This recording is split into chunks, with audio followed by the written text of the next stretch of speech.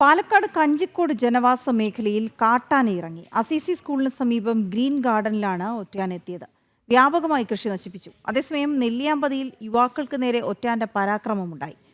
അരുൺ അലത്തൂർ ചേർന്നു വിവരങ്ങളുമായി. അരുൺ, ഈ വിവിധ ഇടങ്ങളിൽ വന്നത് ഈ രണ്ട് കാട്ടാനകളും ഒരേ കാട്ടാന തന്നെയാണ്. നെല്ലിയാമ്പതിയിലാണ് ഒറ്റയാന്റെ പരാക്രമം ഉണ്ടായിരിക്കുന്നത്. അതേസമയം ഈ യുവാക്കൾക്ക് നേരെ പാഞ്ഞെടുത്തതും കഞ്ചിക്കോട് മേഖലയിലും നെല്ലിയാമ്പതിയിലും വിവരങ്ങൾ എന്താണ്? രണ്ടിടങ്ങളിലും രണ്ട് കാട്ടാനകൾ തന്നെയാണ് ജനവാസ മേഖലയിൽ ഇറങ്ങി ഭീതി പരത്തിയത്.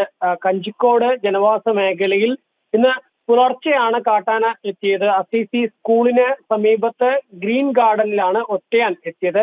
ഇവിടുത്തെ സിബു എന്ന കർഷകന്റെ വീടിന്റെ മതിൽ ആന തകർക്കുകയും ചെയ്തു. കൂടാതെ വ്യാപകമായി കൃഷി നശിപ്പിക്കുകയും തെങ്ങ്, വാഴ, മാവ് തുടങ്ങിയ കൃഷികളൊക്കെയാണ് നശിപ്പിച്ചത്. വനം വകുപ്പ് എത്തി പടക്കം പൊട്ടിച്ചും മറ്റൊക്കെയാണ് ആനയെ തുരത്തിയത്. ഇന്നലെയും ഇതേ പ്രദേശത്തേക്ക് ഒറ്റയാൻ എത്തിയിരുന്നു. രണ്ടാഴ്ചയായി ഒറ്റയാൻ പ്രദേശത്ത് നിലയുറപ്പിച്ചിരിക്കുന്ന സാഹചര്യമാണ് ഉള്ളത് എന്നുള്ളതാണ് നാട്ടുകാർ പറയുന്നത്. വനം വകുപ്പ് എത്തി പടക്കം പൊട്ടിച്ചതിനെ കാട് കയറ്റുന്നുണ്ടെങ്കിൽ അത് വീണ്ടും വീണ്ടും തിരികെ എത്തുന്ന ഒരു സ്ഥിതിയാണ് ഉള്ളത് എന്നുള്ളതാണ് നാട്ടുകാർ പ്രധാനമായിട്ടും പരാതിയായിട്ട് ഉന്നയിക്കുന്നത്. നെല്ലിയാമ്പതിയിൽ യുവാക്കൾക്ക് നേരെ ഒരു ഒറ്റയാനാണ് പാഞ്ഞെടുത്തത്.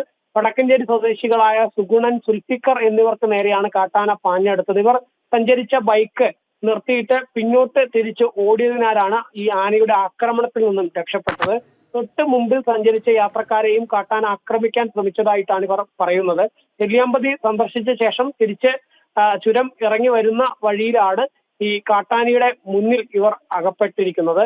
ഏതായാലും ഈ പാലക്കാട് സാധാരണ വേനൽ കടുക്കുന്ന സമയത്ത് കാട്ടിൽ നിന്നും വെള്ളം കുടിക്കുന്നതിനും മറ്റുമൊക്കെ ഈ വന്യജീവികൾ, പ്രത്യേകിച്ച് കാട്ടാന, ജനവാസ മേഖലയിലേക്ക് എത്തുന്ന സംഭവങ്ങൾ മിക്കപ്പോഴും ഉണ്ടാവാറുണ്ട്. പക്ഷേ ഇതിപ്പോൾ മഴ ആരംഭിച്ചിട്ടും ഈ കാടിനകത്തു നിന്നും കാട്ടാനകൾ ഇങ്ങനെ ജനവാസ മേഖലയിലേക്ക് തുടർച്ചയായി എത്തുന്ന ഒരു സ്ഥിതിയാണ് ഇപ്പോൾ കാണുന്നത്. ഓക്കെ, ശരി അരുൺ.